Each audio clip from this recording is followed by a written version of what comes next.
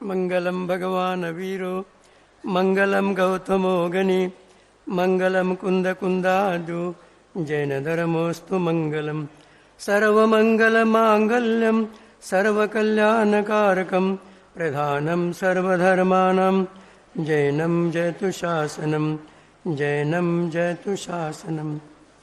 बोले अनंत अनंत सिद्ध भगवान की, 2400 भगवान की, वर्तमान शासन का महावीर भगवान की, संत शिरोमणि आचार्य गुरु विद्यासागर जी महाराज की,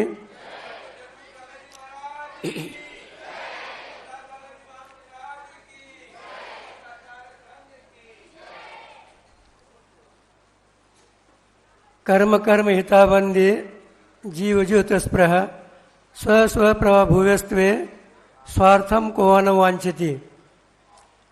एक स्टोब्रेस में कार्य कर दिए पूजपा स्वामी ने। इसके माध्यम से हम लोगों के लिए ये उपदेश दे रहे हैं, जो जिनका प्रभाव रहता है वो अपना काम साध लेता है। कर्म कर्म हिताबंदी, कर्म अपना हित चाहता है और जीव अपना हित चाहता है। जैसे आप लोग उदाहरण बोलते हैं majority will carries the point, जिनका मेजॉरिटी हो गया तो उनका काम होता रहता है। ऐसा जो भी कर्म का प्रभाव है तो कर्म का काम होगा, और जीव पुरुषार्थ करता है तो अपना पुरुषार्थ के माध्यम से अपना कल्याण वो कर सकता है। तो अब देखो उदाहरण बता रहे हैं, क्योंकि रामायण तो आप लोगों ने सुना है, उसमें एक प्रसंग याद आ गया। जब राम लक्ष्मण लंका जीत अयोध्या आ गए, अयोध्या आने के बाद भरत और शत्रुघ्न थे अयोध्या में, दोनों ने भी स्वागत किया। नगर में उल्लास, नृत्य गान होने लगा, संपूर्ण नगर को सजाया गया दुल्हन जैसे। क्योंकि जिस समय राम लक्ष्मण चले गए थे उस समय तो मातम छा गया था, लेकिन जब आ गए तो उस नगर में खुशियां छा गई। जैसे आप लोग आचार में आ गए तो नाच रहे थे कि ना आप लोग भी? गुरु महाराज जब डोंगरगढ़ आ गए नाच रहे थे, सभी लोग नाच रहे क्या नहीं? सुन रहे क्या नहीं? हाँ तो बोलो कम से कम। तो जब खुशी है, जब आचार्य जा रहे थे उस समय रो रहे थे, अमरकंटक जाते उस समय, और वापस आ गए तो खुश हो गए थे। उसी प्रकार राम लक्ष्मण चले गए थे उस समय तो दुखी हो गए थे सभी नगर के लोग, लेकिन वापस आ गए उस समय खुश हो गए। अयोध्यावासी सब नाच गान हो रहा है वहां। कुछ दिन रह गए, उसके बाद उनके साथ एक विद्वान पंडित भी थे, जब वनवास में उनके साथ रहते थे। वह आने के बाद लोग पूछने लगे, प्रतिदिन लोग जाते थे दरबार में दर्शन के लिए, अरे आप तो साथ में थे, कुछ घटना जो घटी है उसके बारे में तो कुछ बताओ। कोई बात नहीं, आ जाओ कहते हो, मैं बताऊंगा। प्रतिदिन उनका एक एक प्रसंग बताते जाते थे। लोग अपार जम से जुटने लगा। जिस प्रकार आप लोग सुनने के लिए आते हैं उसी प्रकार लोग जाने लगे। बहुत इकट्ठा लोग, भीड़ होने लगा। तो हनुमान भी था उस समय। हनुमान जो भी राम की सेवा कर रहा था वहां, तो उन्हें सोचा लोग कहाँ जाते हैं। तो पंडित जी पूछा, आप प्रतिदिन कहाँ जाते हैं? तो मैं प्रसंग सुनाने के लिए जाता हूं। कौन सा प्रसंग? साथ में जो थे 14 साल वनवास में युद्ध के समय जो जो घटना घटी मैं लोगों को बताता हूं। अच्छा ऐसा? हनुमान ने क्या पूछा? इस प्रकरण में, इस घटना में मेरा भी कोई प्रकरण है उसमें? हनुमान ने पूछा। आप लोग पूछते कि नहीं महाराज हमारा भी कुछ है उसमें, अच्छी तरह से आशीर्वाद दे दो, बोलते क्या नहीं? उसी प्रकार जो भी हनुमान ने पूछा, मेरा भी कोई प्रसंग है इसमें? है कहते हो? कब आएगा? कल आने वाला है। कब आने वाला है? कभी आने वाला, कल ही आने वाला आपका प्रकरण। तो हनुमान खुश हो चले गए। दूसरे दिन पहली बार जो आकर के सामने बैठ गए हो अग्रभाग में, अब मेरे बारे में क्या बताते हैं, क्या सही बताते क्या नहीं, ये सुनने के लिए सामने बैठ गए। पंडित जी बताने लगे, बताते बताते बताते क्या नंदनवन थे वहां, अशोक वाटिका, रावण के इतने सुंदर वन सभी, हनुमान ने जो तय समझ कर दिया। एक महाबली हनुमान ने बहुत पराक्रम दिखा दिया। हनुमान खुश हो रहे थे, जिस प्रकार आप लोग अपने बताने के बाद खुश होते क्या नहीं, हनुमान खुश हो रहे थे उस समय। अच्छा सही बता रहे, सही बता रहे। पंडित जी आगे जाकर कहा जो अशोक वाटिका जो उनका रावण का था वो बहुत सुंदर, लेकिन विशेषता क्या है वहां सभी जो फूल थे वहां सब सफेद थे, और हनुमान ने सफेद फूल तोड़ तोड़ करके सीता मैया के चरणों में चढ़ाया था। ये विशेष है। हनुमान खड़े हो गए, ये झूठ बोल रहे क्या आप झूठ बोल रहे, मैं सही बोल रहा हूं कहते हो, नहीं आप झूठ बोल रहे, वहां एक भी फूल सफेद नहीं थे। मैंने सीता मैया के चरणों में जो फूल चढ़ाया था वो सब लाल थे, और आप सफेद बोल रहे, सारे सारे झूठ बोल रहे आप। वो पंडित कहता मैं सही कह रहा हूं, एक भी लाल फूल नहीं था वहां, ये सब सफेद फूल थे। आगे बढ़ गया, झगड़ा होने लगा। तो उस समय राम के पास चले गए, हे प्रभु बताओ कहते हो पंडित जी के लिए क्या है, मैंने तो सीता मैया के चरणों में लाल फूल चढ़ाया था, अरे कहता सफेद फूल चढ़ा आपने, आप बताओ कहते हो। राम क्या कहते हैं, मैं तो वहां पर नहीं था, मैं था ही ना वहां, मैं क्या बताऊं। अब क्या करना, लक्ष्मण पास चले गए। लक्ष्मण कहता मैं भी तो नहीं वहां, मैं भी नहीं था वहां, अब क्या करना, साक्षी किसको पूछना।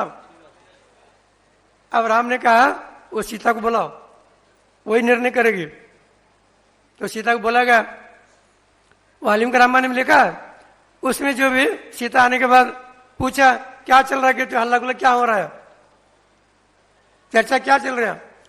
तो हनुमान ने कहा देखो मैया कहते हो, ये पंडित जी जो भी वहां की घटना सुना रहा है अशोक वाटिका का, और गलत मैसेज दे रहा है, समाचार बता रहा प्रसंग, मैंने आपके चरणों में लाल फूल चढ़ाया था, अरे कहता सफेद फूल चढ़ाए थे आप। अब आप इनको समझाओ कहते हो पंडित जी को, ये सुनता नहीं, गलत प्रचार हो रहा है। सीता ने हनुमान को शांत करते हुए कहा हनुमान जी आप शांत हो जाए, आप शांत बैठो, वहां सब सफेद फूल थे,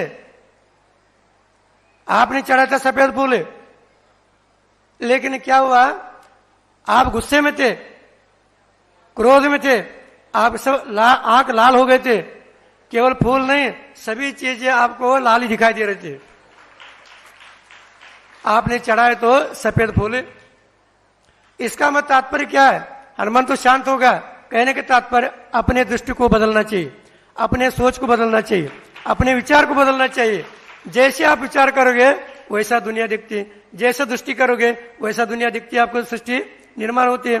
दुनिया को बदलने की कोशिश नहीं करना, सृष्टि को बदलने की कोशिश नहीं करना, अपने दृष्टि को ही बदलना है। हमारे आचार्य ने कहा अपने दृष्टि जैसे बदलोगे उस प्रकार आपका भी दूसरों का भी कल्याण हो सकता है। अब यहां जो वो सीता ने सोचा, क्योंकि ये हनुमान इस प्रकार बोल रहे थे, अब हम गए थे वनवास 14 साल के अंतर में, 14 साल में इस अयोध्या में क्या क्या परिवर्तन हो गया, इसको देखने के लिए वो एक दासी को लेकर के चले गए, घूमने के लिए चले गए। परिवर्तन क्या क्या होगा देखना पड़ेगा, ऊपर नीचे क्या क्या हो रहा है, यहाँ जाते कि नहीं आप लोग भी, हाँ उसी प्रकार आचार मजबूत जाते ऊपर क्या क्या हो रहा है, उधर क्या हो रहा है, इधर क्या हो रहा है, उसी प्रकार जो भी सीता भी दासी को लेकर चले गए। जब नगर में जाते समय चौराहे पर एक स्त्री खड़ी थी, उसकी गोद में एक बच्चा था, छोटा बच्चा, बदन के ऊपर फटे हुए कपड़े, साड़ी जो भी फटे हुए कपड़े जो, इसको देख करके सीता सोचने लगी ये अयोध्या नगरी में और राम के राज्य में इतनी तंग हाल, पहनने के लिए कपड़े भी नहीं है, फटे चितड़े, क्या बात है कि जो ये मर्यादा पुरुष राम राज्य में ऐसी स्थिति, क्या बात है? जाकर उस स्त्री को पूछा ये क्या है? तो उसने कहा महारानी जी, मेरे पति यात्रा के लिए गया था, यात्रा के लिए गया था, वही उनका अवसान हो गया, वही मर गए। मेरे घर में करने वाला कोई नहीं है, मुझे खाने पीने के लिए नहीं है, पहनने के लिए नहीं है, मैं असहाय हूं। सीता सुनकर के बहुत दुखी हो गए। उन्हें तत्काल सोचा नहीं, अपने जितने भी गहने थे उतार करके उसको दे दिया। वो करोड़ों की नहीं, अरबों की कीमती रत्न के जो हार रहते हैं वो अरबों की कीमती का। उस समय अभी तो आप देखने को भी नहीं मिलते हो, देखने को भी नहीं मिलेगा आपको, आपको पुण्य नहीं है। उसको दे दिया। दासी थी, दासी कहने लगे राजमहल जाकर के दे देंगे। सीता क्या कहते, मेरे गहने जो भी है आभरण, इससे भी कीमती है मेरी प्रजा है। आज वर्तमान में जो नेता लोग हैं उनको ये प्रसंग को सुनाना चाहिए, सोचना चाहिए। हमारे मंत्री पद है, हमारा सत्ता है, हमारा प्रभुता है, हमारा जो बल प्रतिष्ठा है, इससे बढ़कर हमारी प्रजा है, नागरिक है, वो पूज्य है, उनके बारे में सोचेंगे। आज जनतंत्र जो भी है सार्थक हो जाएगा। अब गहनों से भी प्रिय जो भी प्रजा को समझने वाली ये जो सीता थी, ये अध्यात्मवादी थी, विदुषी थी, प्रजावत्सल थे, देश प्रेमी थी। हमारे अंदर भी देश का प्रेम होना चाहिए, अध्यात्म आना चाहिए।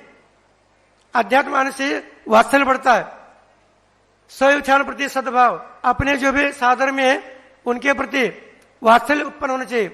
तब आपका धर्म पलेगा, धर्म पनपेगा, हमारा समाज भी पनपेगा।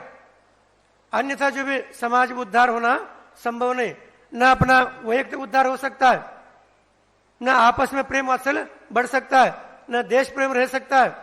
जिस देश में रहते हैं आप लोग, उसका तो कुछ ध्यान रखो, उसका उपकार है हमारे ऊपर, देश का, समाज का, घर वालों का, जितना भी है, गुरुओं का, ये सब उपकार है। उपकार के बदले में उपकार करना चाहिए, उपकार को भूलना नहीं चाहिए। कृतज्ञ और कृतज्ञ दो भेद होते हैं। उपकार को भूल जाता है व्यक्ति, वो कृतज्ञ बन जाता है, लेकिन उपकार को स्मरण रखता है, वो कृतज्ञता व्यक्त करता है। कृतज्ञता व्यक्त करना ये अपना काम है। जो भी गरीब हो, असहाय हो, संकट में हो, उनके लिए सहायता करना, मदद करना, ये अपना कर्तव्य, वही धर्म है। कर्तव्य एवं धर्म, वो धर्म है, और वही तो हम करते नहीं। आज विशेष रूप से दिखावा ज्यादा हो गया, करना कम और दिखावा ज्यादा हो गया। दिखावा ज्यादा नहीं करना, दिखावटी धर्म नहीं है, मिलावट धर्म नहीं है, बगावट धर्म नहीं है। धर्म क्या है? धर्म जो करने योग्य करते हुए करना, यह धर्म है।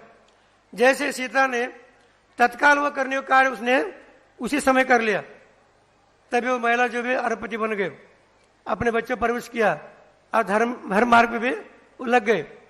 तो असहाय व्यक्ति यदि सहाय करते हो तो व्यक्ति धर्म मार्ग पर लग सकता है। दूसरों को धर्म मार्ग पर लगाना, तो यह अपना धर्म है, यही आपका जो भी सेवा है, यही मेवा है।